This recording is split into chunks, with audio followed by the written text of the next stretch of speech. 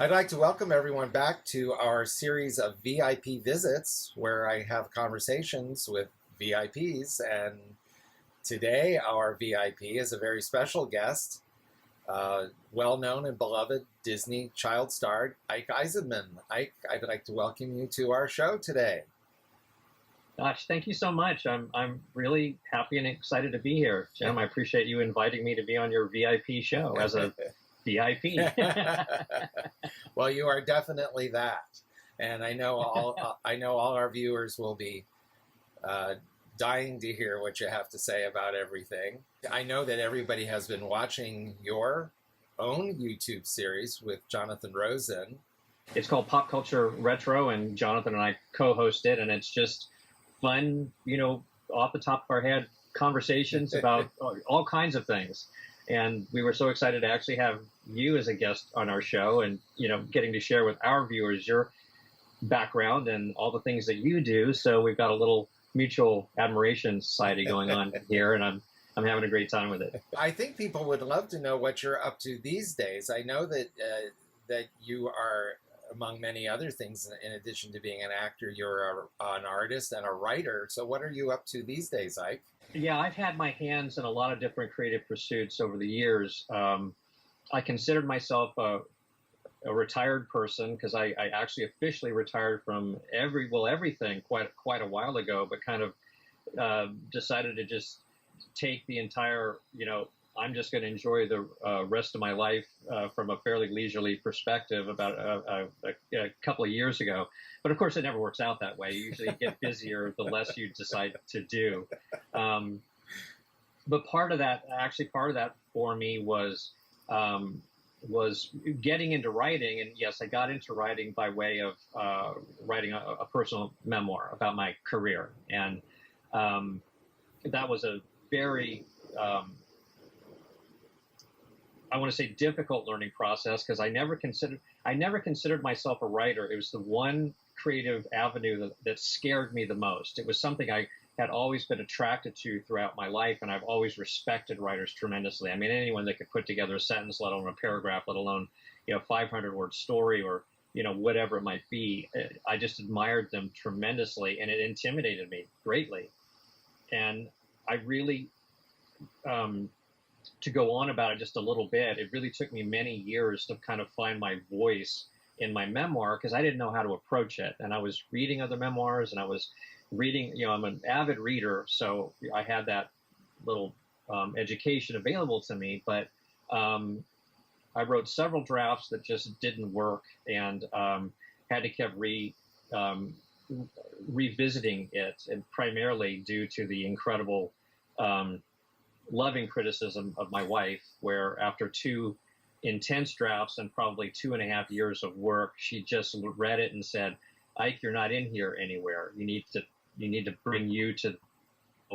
I started all over and started to dig and started to then find out, oh, okay, I think this is my approach. And I ended up being very, very happy with what I came up with in the end. And that ended up making me fall in love with writing because I got that exhilaration that I hoped to find through the process. And so since that worked out very well for me from that standpoint, I'm now working on a fantasy novel that I'm just outlining right now. And I've got a spooky horror short story. I've contributed to an anthology series that actually Jonathan Rosen, who's my partner in the podcast, is also a published author. And he put together this really fun middle grade anthology series of short stories that I got to contribute to. So that's how I've gotten my feet wet in that area. So that's what I'm up to other than playing golf and playing with my dog.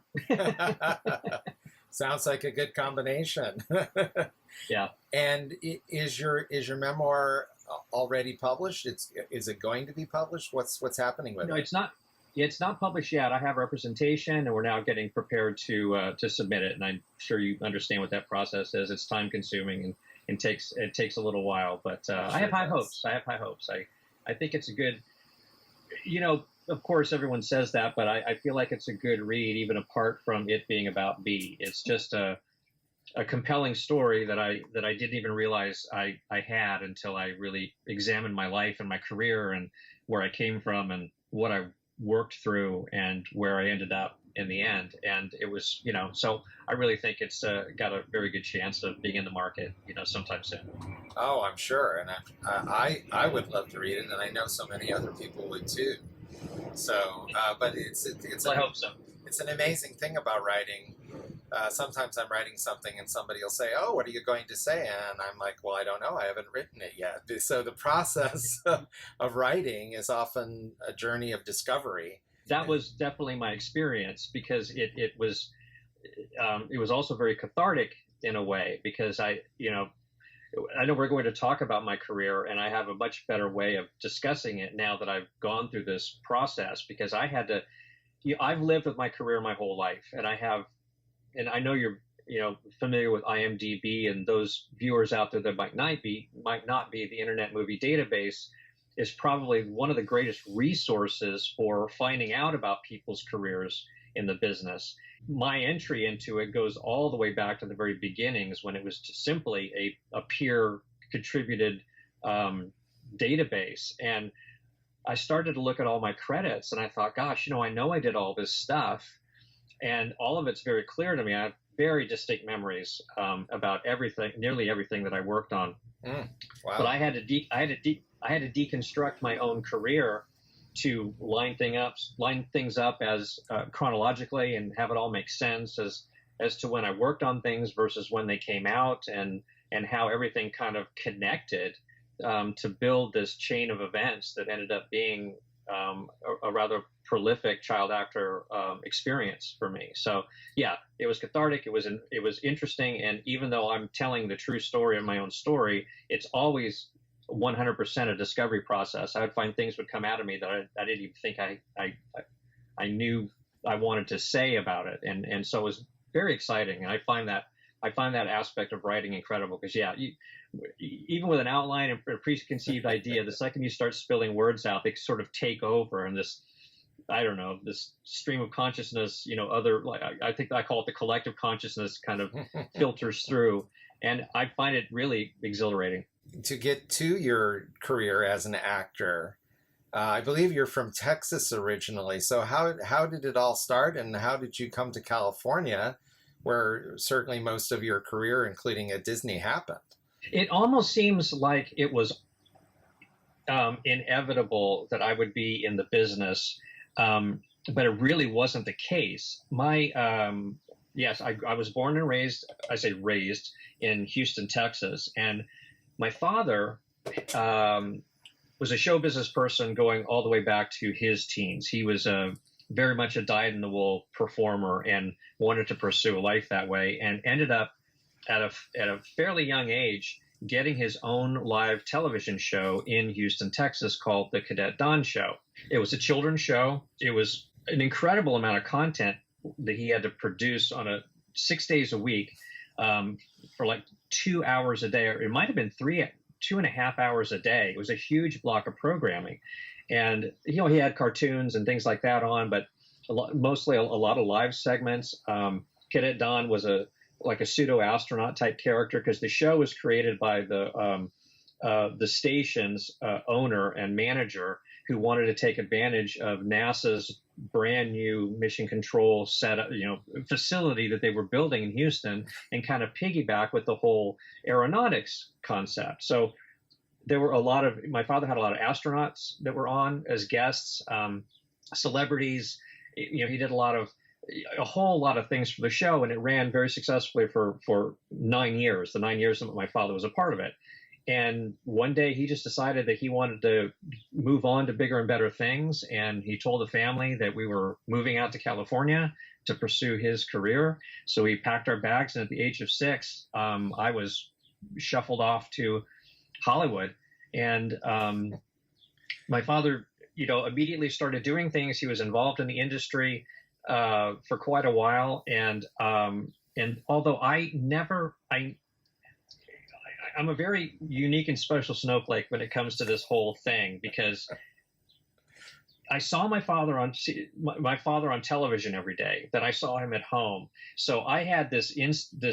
I never had any mythological, ideas about what TV was. TV were real people. My father was one of them. I was on the show a number of times, and so I fell in love with the technical process of how all this stuff worked. So I had this all in the back of my mind, and I had massive dreams about being part of the industry and in some way.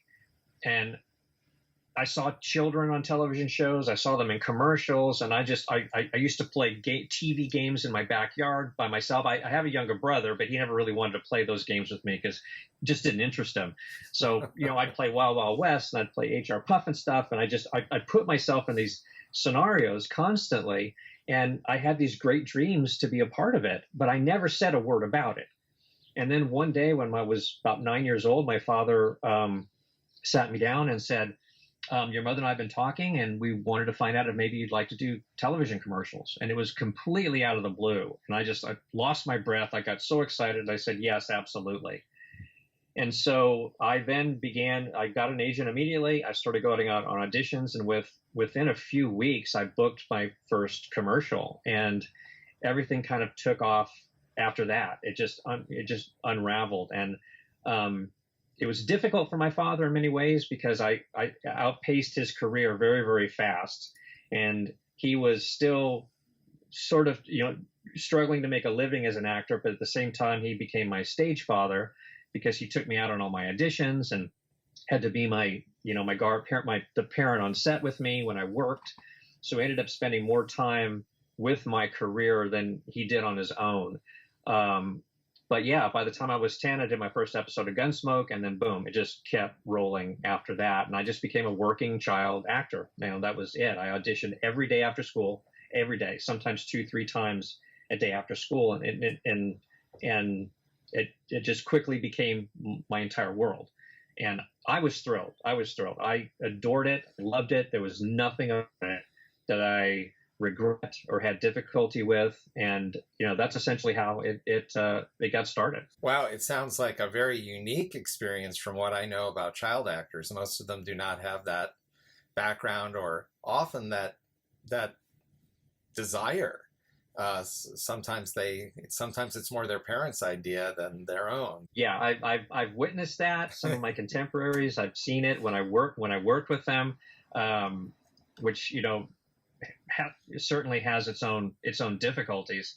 The other kind of unique thing about me, I think, I don't know if on the outside my parents thought I was at all precocious or kind of a performer at heart, but I never felt like a performer. I just wanted to be a part of this amazing fantasy world that I just admired and respected, and I didn't necessarily want to perform. So I know that sounds odd, but I loved to act when I was on set, and I had my lines and I knew everything that was expected from me. But I saw other child actors and many other people that I talked to who went through that childhood experience who were they loved to perform. They wanted to get out there and present themselves and be the center of attention. And I just wanted to be a part of the whole process more than anything. So I even had another unique experience with that. So, by the time I chose to get out of my on-camera career at a certain period of time, it was kind of the peak of everything. All of my contemporaries said, "What are you doing? I don't understand. Why would you leave this?" And I said, "Well, this is not. I don't want to do this, anymore." So that's probably for later on in the conversation. But yeah, it was. I loved it. I preferred it certainly to going to school or doing anything else. It seems to me that must have fed into how natural you are on camera. It's that you were so comfortable and happy doing it because you're extremely natural, and it's quite fascinating to watch. Oh, thank you. Yeah, again, as you know, yeah. not all child actors have that. I think most child actors have like a natural charisma more than an acting skill.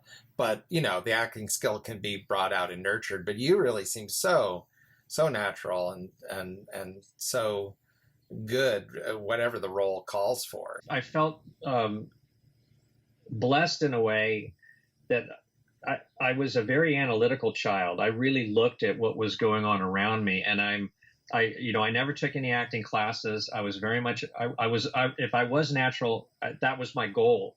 I always felt like I wanted to just be real and not be dramatic and not be, not be that precocious child that was, just singing and dancing and doing whatever. And I learned really young, or at least I adopted my own idea about acting, that acting really wasn't acting. It was reacting.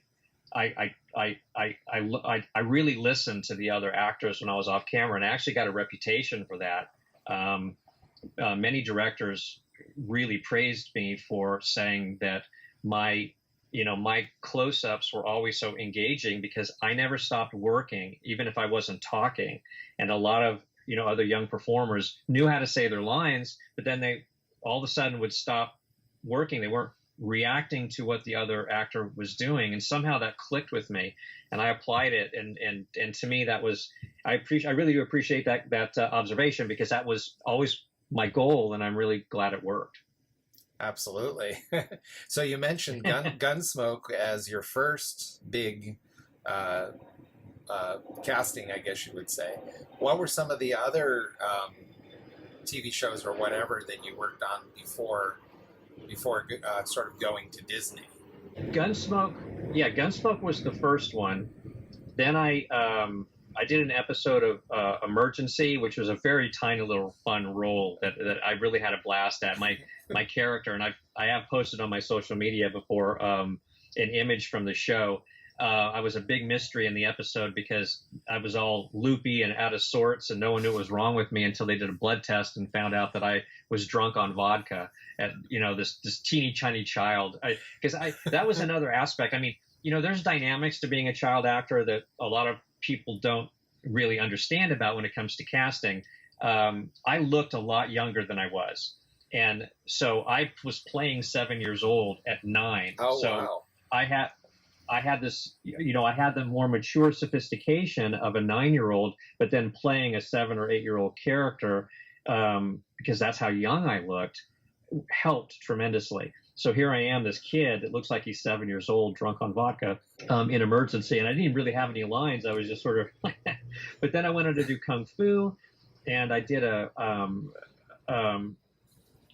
gosh, I'm trying to remember the name of this other show, but yeah, there were 2 or 3 other shows I did, and then I got a very influential part for my career called, it was in the very early days of after school specials. They had just kind of started, and it was titled My Dad Lives in a Downtown Hotel, and co-starred. I was the featured star of the show because it was about, at the time, a very controversial subject matter, and it was divorce of intact families.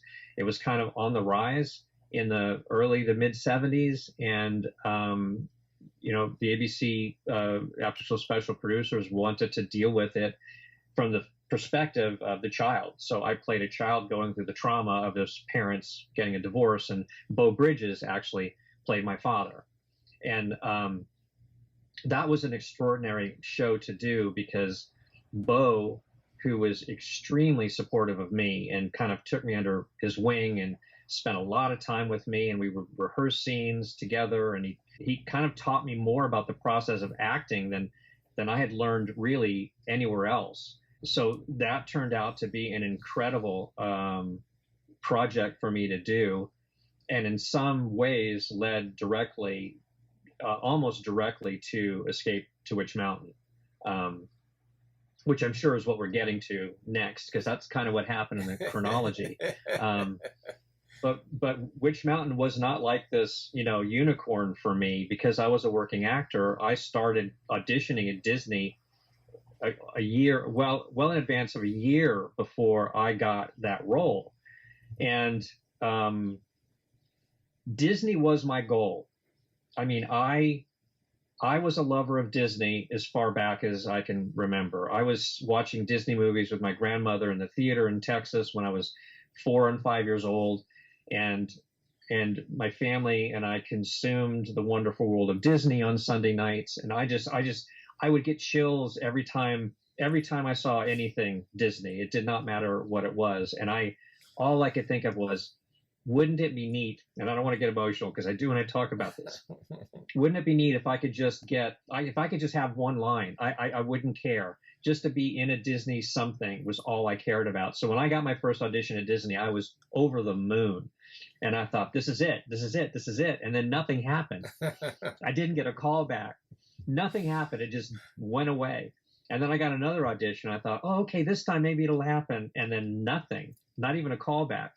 And callbacks are when they bring you back again to read you as they're narrowing down the field. And this is for people who don't know that much about the business. Sure. Sometimes there'll be multiple callbacks on a project they'll get it down to like 2 or 3 actors, and then they'll pick one. And I never got a call back at Disney. And it really was frustrating for me because I always got a call back. I might not always get the part, which is fair, but I almost always got a call back. And so that was confusing to me. Disney was interesting in terms of casting because they were the only studio back then that had a dedicated child casting director. Her name was Virginia Higgins. I don't know if you know her or from Disney history, but No. Bill Shepard was the adult casting director. They had 2 offices right across the hall from each other, and Virginia handled all the children. And so I auditioned for her every single time I went in, and Escape to Witch Mountain was the 11th audition I had at the studio, and I didn't even know what it was. I had no idea what it was, but I went in like I always did, working as hard as I possibly could to make a great impression on her. And thinking back on it, I feel like maybe she was just one of those gifted, and it obviously for Disney. I mean, you think about all the incredible child actors that passed through Disney. They all went through her one way or another. So she knew how to look, I think, for that core talent, and watched it. I think she, in retrospectively, watched it develop in me. And by the time I was ready, that was the part. And very shortly after that first audition, I was called in to do a screen test on the lot, and I did the screen test with Kim. I remember walking in, and I got to walk on the lot and go to the sound stage, and I was introduced to her, and I looked her in the face, and I thought, oh my gosh, because I knew her instantly from Nanny and the Professor, because she was a well-seasoned child actor by that point. So I saw her, and I remember thinking, oh my gosh, she could totally be my sister.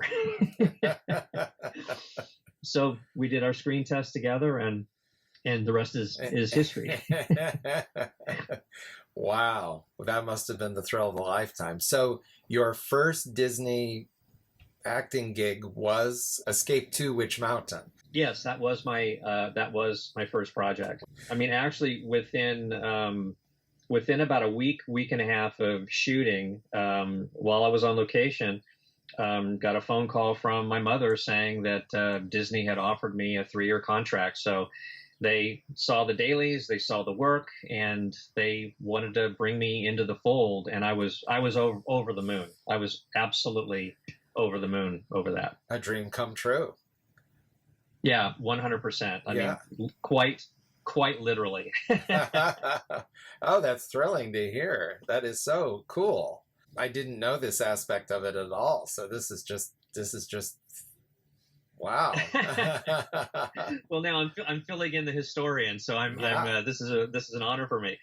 So yeah, needless to say, that was the last time I ever auditioned for Disney, and I was so happy about it. Because one of the hard things about the business for me was I hated auditioning, but I loved to work. And I think that, over the arc of my career, that's ended up being the thing that wore me down. And that's kind of the difference between someone who wants to work and someone who loves to perform. Because my contemporaries and fellow actors that I've known, and, many people from stars all the way down, to, just working actors, they have that performance thing, and they love to get in a room and put on a show. And so auditioning for them is like, oh, good, another chance to get in there and have some fun. And I saw it as the necessary evil to get to the work for me.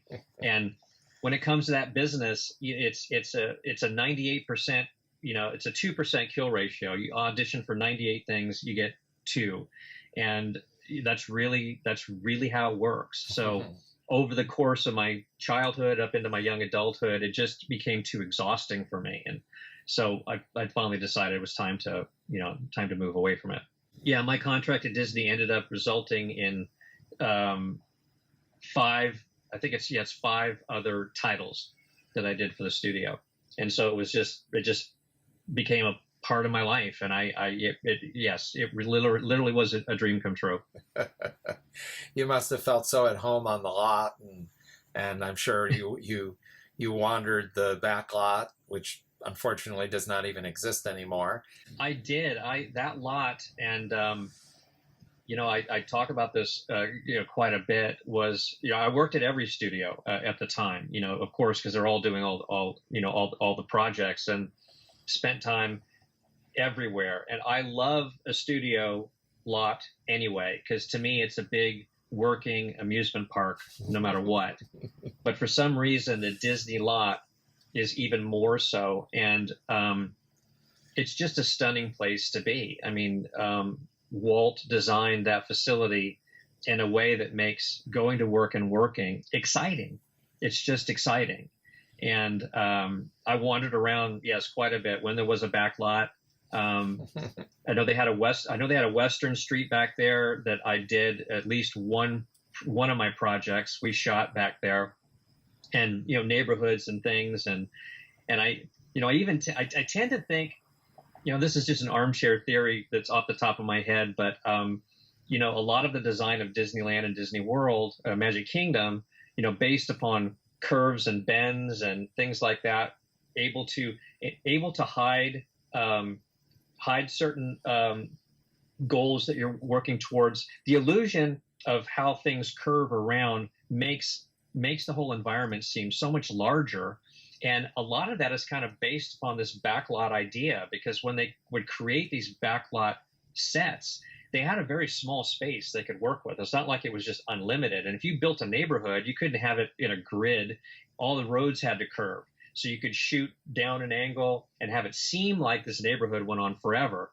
And, Disney was no different. So, I don't know if that design element like spilled over or not, but it really works. And I loved then walking the back lot. The Western Street would then turn into a residential street, would turn into a New York street. And it was just like, it was just the coolest thing for a kid. I mean, it would be for, I think, an excited adult, but good gosh. I love doing it. So yeah, I did a lot of that. It seems to me that part of your persona as an actor, if you will, there's a seriousness about you and an introspection that you don't see in every child actor. You talk about how you were a great reader and you were very analytical. So it seems to me that the role of Tony was almost made for you. I'm sure you would have excelled in any of the roles, but it's almost like Disney was waiting for the perfect role for your particular talents. The role of Tony is an introspective one. He's wondering who he is, what's going on, and there also has to be a little bit of an otherworldliness to him. So it isn't like a big smiley child role. He's and the same with Kim, the same with the Tia role. Mm-hmm. There's a lot of seriousness and a lot going on with the two of you that you don't see in every child actor role. So it kind of like Julie Andrews for Mary Poppins. The Tony role is waiting for you to come along. Now from Walt Disney Productions, a motion picture of unearthly power. Escape to Witch Mountain. Well, Hunted. You have power. Well, I want to be able to understand these powers. Their only hope is escape to Witch Mountain. Rated G. Yes, there's a lot to what you're saying, because I just, in general, I was a very serious child, and I was very I was really quite shy and introverted. So, I spent as us creatives do, I spent a lot of time in my head, and that was something I identified with the Tony character. And it's very interesting because John Huff, the director, who I adored, absolutely adored him, he was such a special man. And one of the things I respected so much about him, and really most of the directors I work with, they always treated me as an equal professional with all the other adults. I was never treated like a child. John did not treat Kim and I like children. He expected us to be just as present, serious, and professional as anyone else on set, which we were happy to do. That was just kind of organic to both of us. Because I was so introverted and I did really think about these things tremendously, I felt it was quite a natural exploration internally in terms of the discovery process. Because what I liked about the Tony and Tia characters and the way the story spilled out was that we're discovering what is happening to us even as the audience is discovering it. And I really understood, I just fundamentally, organically understood how to internalize that and just like say, oh my gosh, I'm remembering, and bringing that out, as if you're talking literally about a dream that you had the night before that you recall, but the second, the details come out, you kind of get excited and want to reveal it. And then all of a sudden you can connect these dots. And it was a bit of just internal emotional puzzle play that I adored. I adored it. I found it. I found it very organic to me. So it could well be that this was just a perfect storm of being the right actor at the right time and the right part coming up. And I actually very much appreciate Virginia holding back with me until this came along. Not that she knew it was going to happen, because these things they come up, and then you bring people in for them as they occur. But yeah, and I appreciate those that observation, because that very much was my experience. So I'm wondering if maybe one of the most exciting things is that you were a comic book character, thanks to your yes, absolutely. Were you? Yes, and sorry, go ahead. I was just going to say, were you into comic books as a kid, and if so, if so or not, how exciting was this? I'm excited just to hold this up for you. I know. I don't think I have that. Oh my gosh. Which I need to get myself one. Yeah. I need to get myself one. Oh, I'm sure, outstanding. I'm sure you've seen it, right?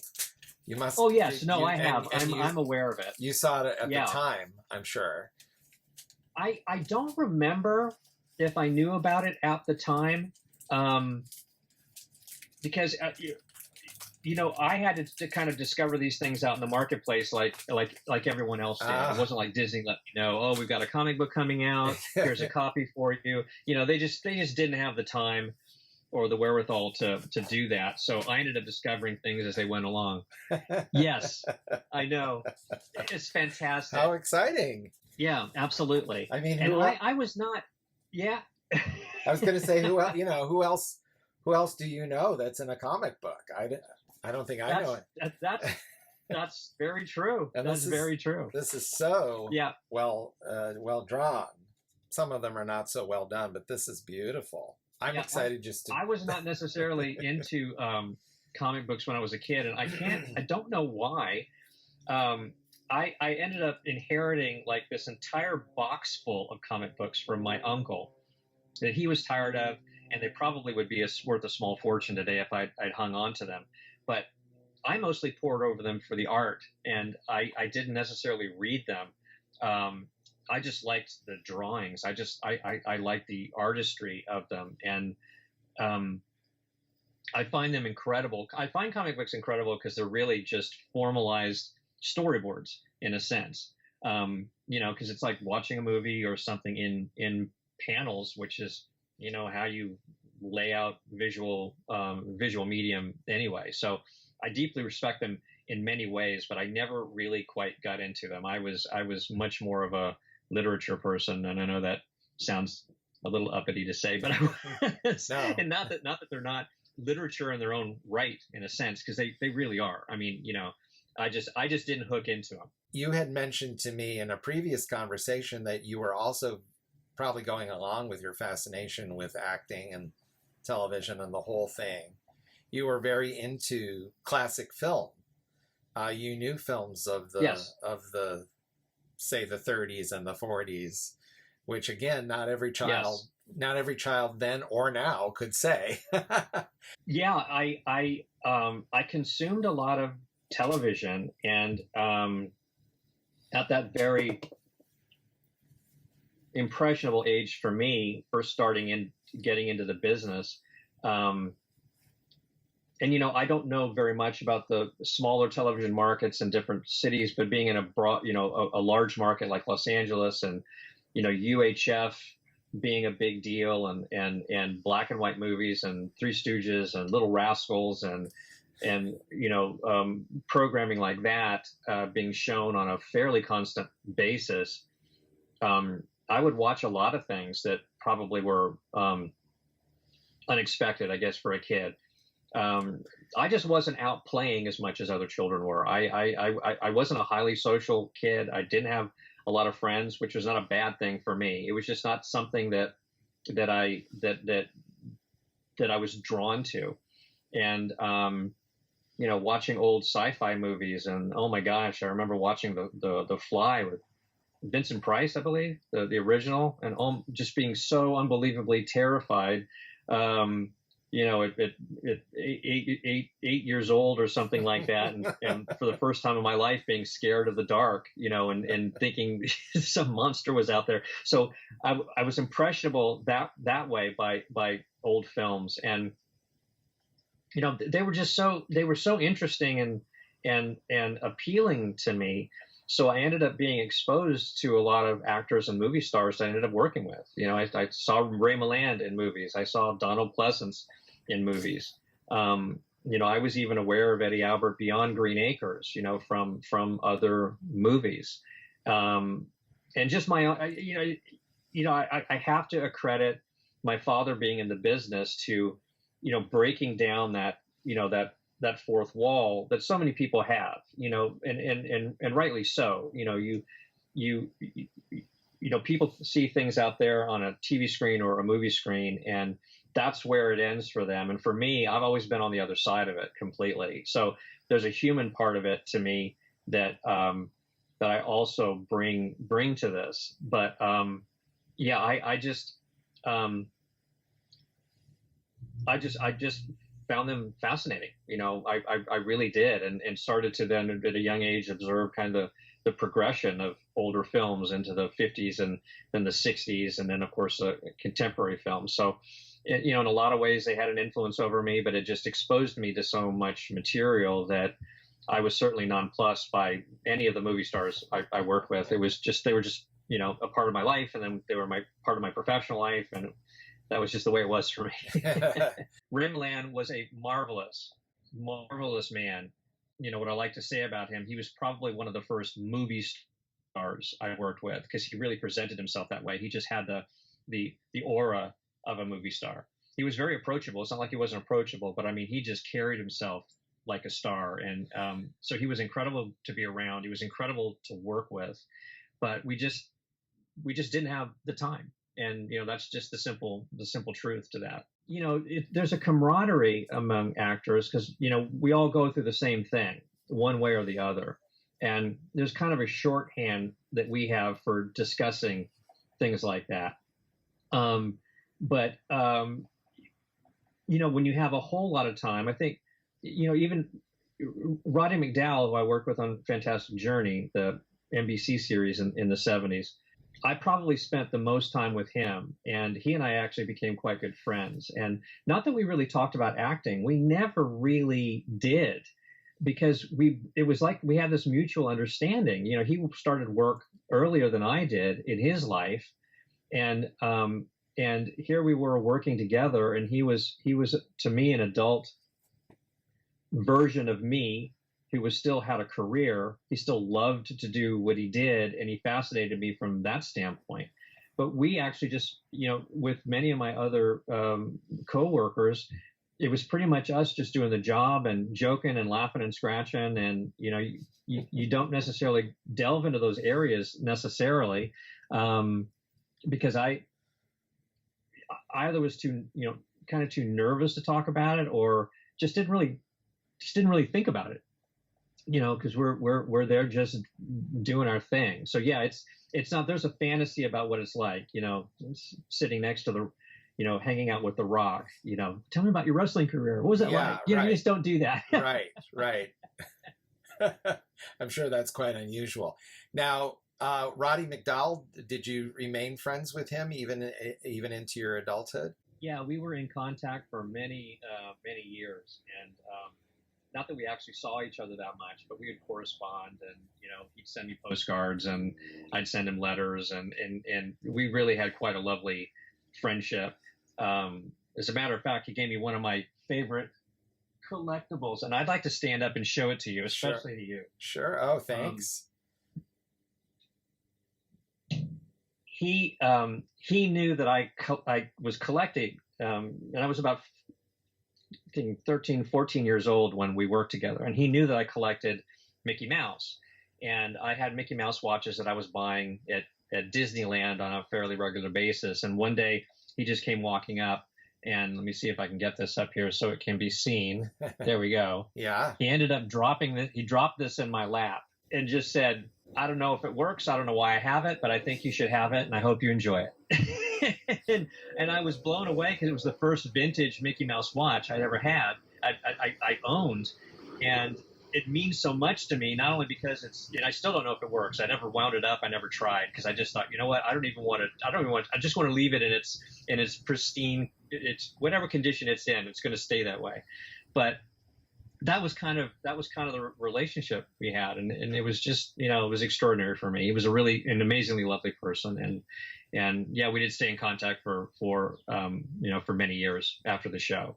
I don't even know how many people know that Roddy McDowall was a child star. He started as a child, as you mentioned. So that's so exciting to hear. So we're having a great time talking with you, Ike, and I think we'll stop here, but we want to continue our conversation. So would you be willing to come back for part 2 of our conversation?